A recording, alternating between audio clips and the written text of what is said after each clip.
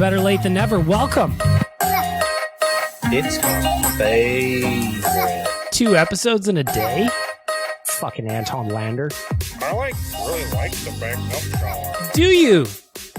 Well, I hope you like 2 episodes in a day. Didn't expect to do it. Uh-huh. This is Ceasus. All right, I'm getting my buttons ready here. I'm getting my notes ready here. I'm going to turn Surveyor Brett's intro down. I'm going to push this button.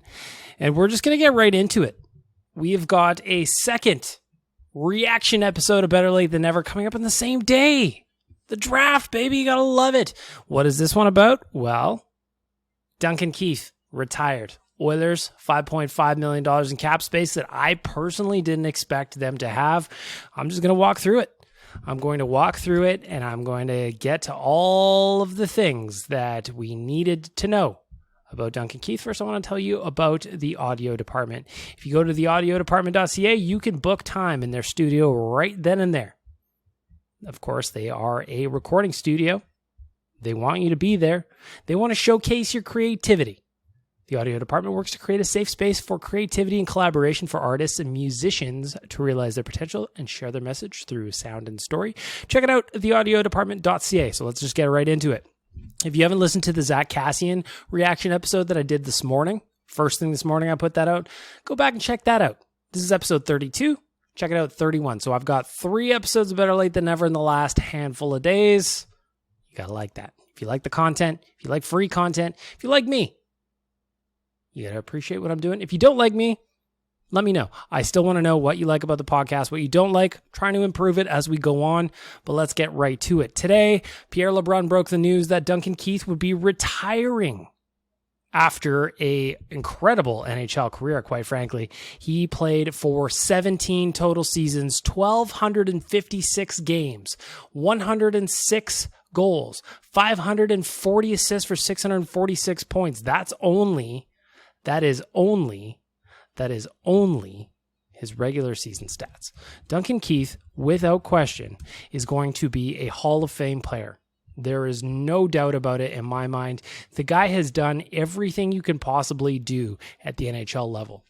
So in addition to the 1,256 games played, he's played another 151 in the playoffs, putting up 19 goals and 72 assists for 91 points. Duncan Keith is a playoff performer. If you had told me when the Blackhawks were winning their cups, do you remember back in those days that one day Duncan Keith would be a member of the Edmonton Oilers? I would have never believed you, ever in a million years. But then there we were last summer in the offseason. Rumor has it that the Oilers were interested in him. A lot of us were annoyed by it because, unfortunately, time is a ruthless motherfucker. And at 38 years old, we questioned, rightfully so in my opinion, how effective Duncan Keith could possibly be for the Edmonton Oilers. I didn't know the answer to it. I had no idea. Yet, there we were with him on our roster. Again, if you had told me Duncan Keith is going to retire an Edmonton Oiler, I wouldn't have believed it, but there we were. So, last night, Thursday, the Oilers traded Zack Kassian. Already did the reaction episode on that. That cleared up $3.2 million. Today, Duncan Keith is retiring. That's another 5.5. So the Oilers have $8.7 million that I did not expect them to have. An additional $8.7 million, that is. They have about $21 million in cap space with this Keith retirement. That is massive. That gives Ken Holland an opportunity to get some shit done. And let me tell you, there are plenty of holes in the roster that need to be filled. And he has to spend each dollar wisely. He can't have a situation where he's blowing money on bad contracts. You kind of got out of a hole here. And that means you have to spend wisely. You need a goalie. We know that. Well, the goalie market is starting to get real shallow. The old pool for goalies. Billy Husso went to Detroit today. There's other goalie movement today. So what do we got? Are we going to do a bidding war for Jack Campbell or Darcy Kemper? I don't know that I really want to get involved in that. The Leafs have no goalies. They love to spend money too. How are we going to solve this issue? That is a question for another day. Now the Oilers have $21 million in cap space.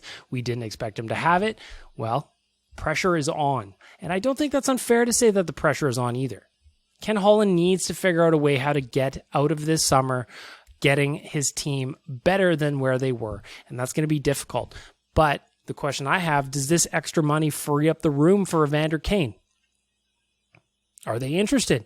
Are they going to get Claude Giroux? Personally, I would be stunned if Claude Giroux came to Edmonton. I just don't think he's going to sign with a team in the West. Yes, I think the Oilers give him a chance to win.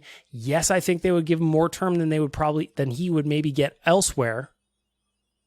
But I still don't see it. I can't see Claude Giroux in an Oilers jersey. I would like to see it. I'd be happy with it, but I don't think it's going to happen. So do they loop back to Kane?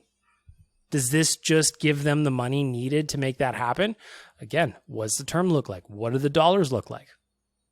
A lot of questions need to be answered before the Oilers kick off free agency next week. But today, right now, on this episode, we are talking about Duncan Keith. And I'm not one of those Oilers fans that refuse to acknowledge how good he was this year. I don't think he was perfect.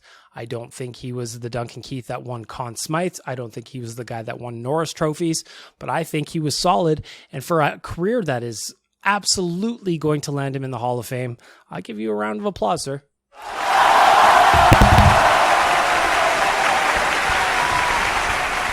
I also bumped my microphone there. Sorry if that hurt your ears. But here's the thing. Let's look back on the 64 games played for Duncan Keith. I don't know if you could hear that in the background. I'm making some ice. It is spicy warm on the Friday afternoon here at Edmonton. I'm making some ice. I'm making cocktails because it was a long couple of days. I'm going to crank out this podcast. I'm going to order some sushi. I'm going to make some cocktails. That is neither here nor there. 64 games played with the Oilers this year. Duncan Keith had 1 goal, 20 assists for 21 points, added to 22 PIMs, a plus 15 rating. I know plus minus isn't the greatest thing, but I thought it was interesting to see that he was plus 15. He averaged 1944 in ice time, had a 51.9 Corsi for percentage while starting 48.4% zone starts. So basically what that means is just a little more than half of his zone starts were in the Oilers' defensive zone. Thinking back to the last year, I did not like the cost of acquisition for Duncan Keith, which was a third, ended up going today at the draft in the second day of the NHL draft.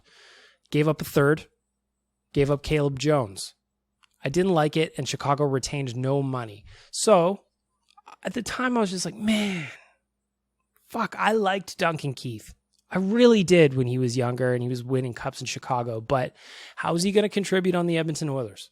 That's what I was worried about because the last couple of years in Chicago weren't that great. I'll also admit that the Blackhawks really weren't that good. They just weren't. And I wondered how well he would be able to rebound with a little bit of a better roster here in Edmonton. And I would say he did fine. I would say he did just fine. I'd say he was good, in fact.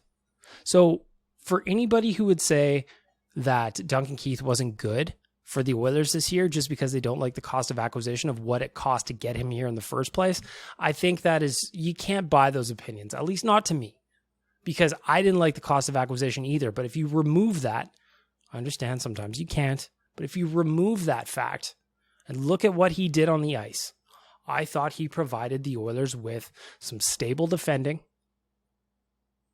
I thought he provided the Oilers with a little bit of puck movement.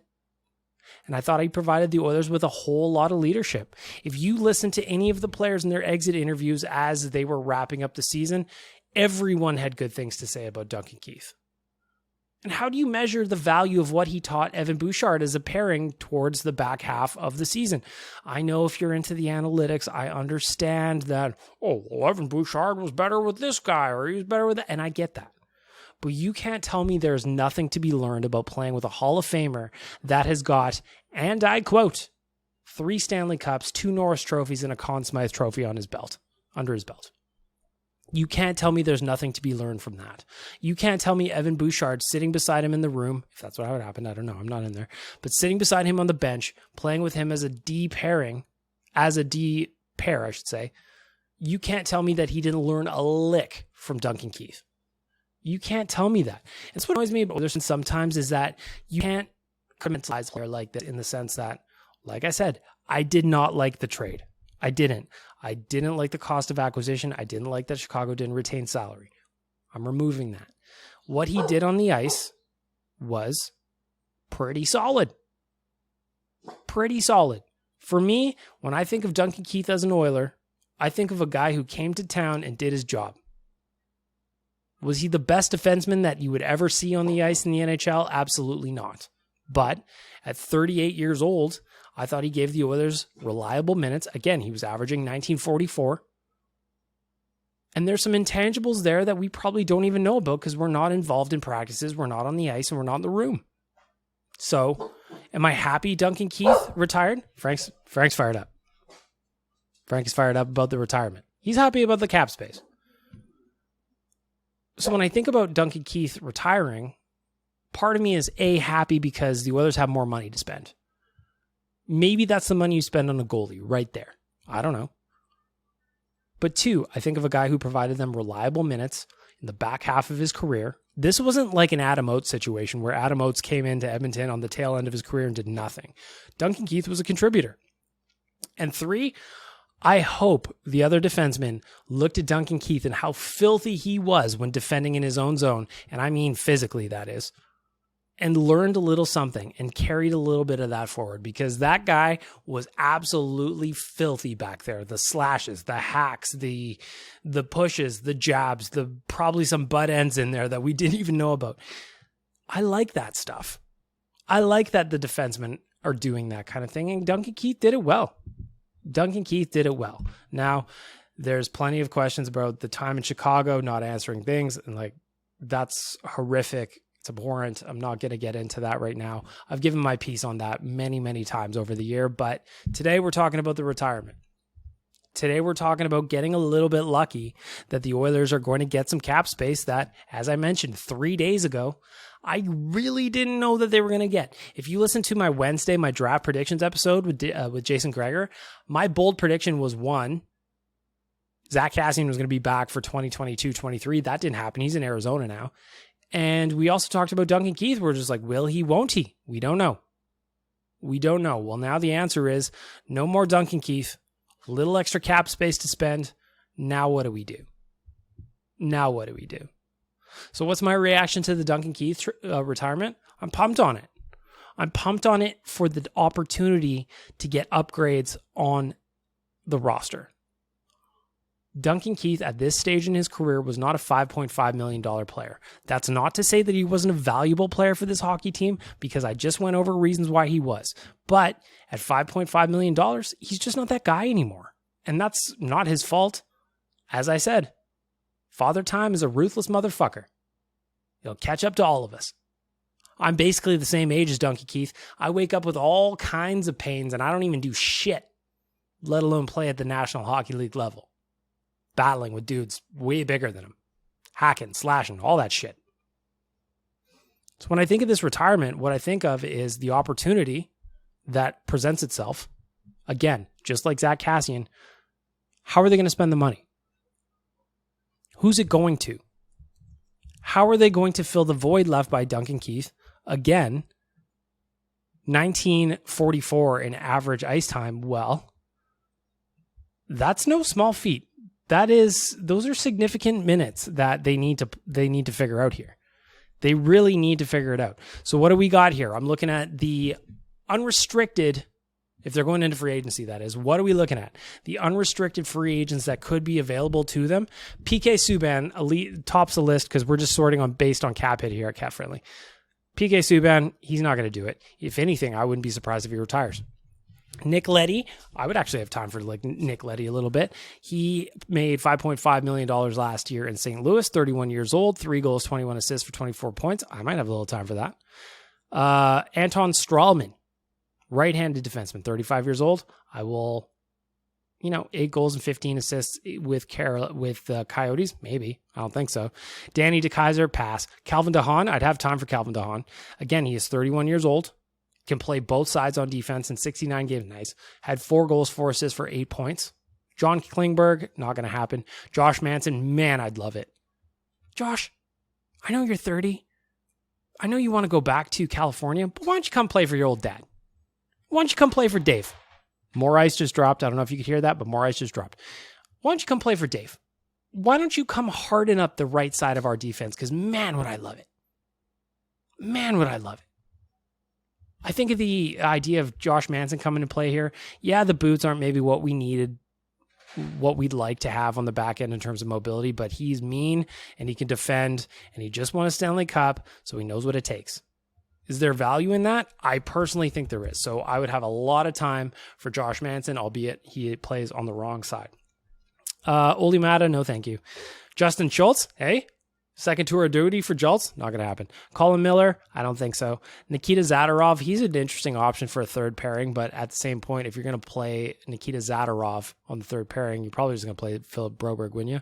Different players, different styles entirely, but I think you would rather have the mobility of a Philip Broberg in your lineup than Zadorov, who is, yes, he's a physical presence, but as we saw in the second round against Calgary, you got to be able to keep up. Will Butcher in Buffalo, Alex Edler, Ben Sherratt, Ian Cole. Ben Sherratt would be an interesting one. He is a 31-year-old free agent in Florida, made 3.5 last year. Interesting one. He was a guy, obviously played for Montreal. Maybe. What about Brett Kulak? He's next up on the list. I absolutely think the Oilers should re-sign Brett Kulak. I actually think that's where the Kassian money is going to go, or at least a big chunk of it. I don't know necessarily that he is going to get $3.2 million per season. Mark Spector today said the low end is $2.5 million by 4. If they can get anywhere close to 2.5 by 4, I sprint to the fax machine. I sprint to my local Walmart or wherever there is a fax machine, and I fax in those documents right now. Right now. Thank you. I just give myself a little round of applause there. But if you're looking again, if you look at the available free agents in free agency, the list is maybe not necessarily as deep as you'd expect. How about a guy like Mark Pysyk? He wouldn't cost a whole lot of money. He made $900,000 last year in Buffalo. He's not going to give you a whole lot of offense. 3 goals, 9 assists for 12 points over 68 games, but he will defend for you, and he'll defend hard. Could that be an option? I wonder. Again, they need to fill the Duncan Keith minutes. Now that he's retired, how do you do that? How do you do it effectively? How do you spend your dollars to the best possible, to the best of your abilities? Looking at the Nation site, the reaction to the Duncan Keith news was a lot of people were pretty excited. Anton CP just says, thank you, Mr. Keith. Hope the Oilers will offer you some kind of staff role to keep you around to help developing young defensemen within the team. Oil Can says, Duncan Keith wanted to be in Western Canada. He was a great part of a great season. Now that he turns his sights towards family and retirement, I hope he succeeds as he did in the NHL. Jagger says, the extra cap space may be a game changer for the Oil this summer. Let's cross our fingers. Homer says, wow, I have to admit I didn't see it coming. I thought there was a 70-30 chance he would come back and play the last year of his contract. I'm with Homer. Richard said he'd have been a great mentor at 3LD for some of the prospects that we have coming up, but at $5.5 million, it was a lot to pay for that. I wish him the best in retirement. JPI says maybe Keith takes Wiseman's role on the bench or some kind of defensive advisor. Perhaps. He still had it as a third pairing defenseman on a good team. Must not have liked the city of Edmonton that much. That is from Ken Bone, who is a Calgary Flames fan. Of course, we know that. It's been reported over the last week Duncan Keith loved his time here. So a lot of people just kind of saying thanks, Duncan Keith. We may not have liked the trade initially. As I said earlier, I'm not going to keep repeating it, but what you did on the ice, I've got plenty of time for what you actually did on the ice. Plenty of time. And I hope that some of the lessons you taught the younger kids, like an Evan Bouchard, mean that he's going to be better in the future having played for you. Or with you, I should say. The other question that comes up from the Duncan Keith retirement is what happens to Tyson Barrie? TSN's Ryan Rashog says, strong chance Barrie remains as an Oiler after the Duncan Keith news today. But to me, I don't see how they're the same. Duncan Keith is not Tyson Barrie, who is not Duncan Keith. Duncan Keith, veteran defenseman, more of a defensive side this year. Tyson Barrie's here to run the power play. That's what Evan Bouchard's going to do next year. So do the Oilers still look at trading Tyson Barrie, or do they bring him back? Because at some point you can't lose a bunch of your defensemen. At this stage, Chris Russell, UFA. He didn't play a whole lot, but he's still UFA. Duncan Keith retiring On the right side, we still have CC. He's around, very handsome. Tyler Remchek's excited about it. Abs look great. Evan Bouchard, I imagine he's only going to get better. With Mike Smith going onto the LTIR and Duncan Keith retiring today, Evan Bouchard becomes the oldest person on the team, which I respect. And then we've got Tyson Barrie on the right side. On the left, it's a little murkier. Darnell Nurse, he's here for a long time. Jason Gregor, if you missed it on Wednesday, he said he will be ready to go for the start of the season, did not have to get surgery. Duncan Keith, gone. Brett Kulak, maybe. That's 2 holes on your left side with Brett Kulak as a maybe. So the Oilers have some holes to fill. How are they going to do it? How, again, is Ken Holland going to spend his money? How is he going to do it effectively? How is he going to turn some of the goodwill that came from a Western Conference Finals run into signing UFAs at reasonable prices here in Edmonton rather than overpaying them as we always have to do? Is it even possible? I have no idea. But what I do know is that while Duncan Keith retiring and giving us an additional $5.5 million of cap space is very, very nice, although we should be getting that $3 million of additional bonus space that for some reason the NHL is just refusing to acknowledge. They're just like, no, I know it was written in the CBA, but fuck the rules. We'll just change things as we want. They're such a trash league sometimes when they do that. That's beside the point. Yes, it's nice that you have $5.5 million, but what are you going to do with it? How are you going to maintain the level of play that we saw down the stretch with Jay Woodcroft with the team that just looked so good? How are you going to maintain that high standard? How are you going to spend these dollars? We've got more than we expected. Plenty of holes to fill, though. And you need a goalie because we don't know what's happening there either. So, man, it makes me think of just like, wouldn't it be fucking awesome if Oscar Klefbom could just come back next year? You know what I mean? Oscar Klefbom's just say, hey, by the way, my shoulder's fine. I will step in for Duncan Keith. And all of a sudden you got Darnell Nurse and Oscar Klefbom on your left side. And then if you have signed Brett Kulak, you're in a really good spot. Dare to dream. Dare to dream. It's not going to happen, but I'm a dreamer anyway. So what is next? That's the question that comes to mind immediately after the Duncan Keith retirement. What happens next? But in the meantime, I just want to say thank you to Duncan Keith for what I thought was a good season with the Oilers. He only played for 2 teams in his NHL career, Chicago Blackhawks. He's going to go to the Hall of Fame for what he did there. But what he does in Edmonton may be the contributing factor to what comes next in a best way. And I hope, like I said, the lessons that he gave guys like Evan Bouchard are things that he takes to heart, and that everybody that played with Duncan Keith and heard the stories and whatever he said or did not say in the dressing room is going to help them move forward. The Oilers have space, but the Oilers have holes. What happens next is critical for this team. Critical for this team. But in the meantime, thanks, Duncan. Enjoy the retirement. Enjoy the 11 a.m. ability to drink a jug of sangria if you really want to. I'm not going to judge you. You're going to the Hall of Fame one day, sir. If you want to have a cocktail first thing in the morning, keep it at a 5 out of 10 all day long, I'm not going to blame you.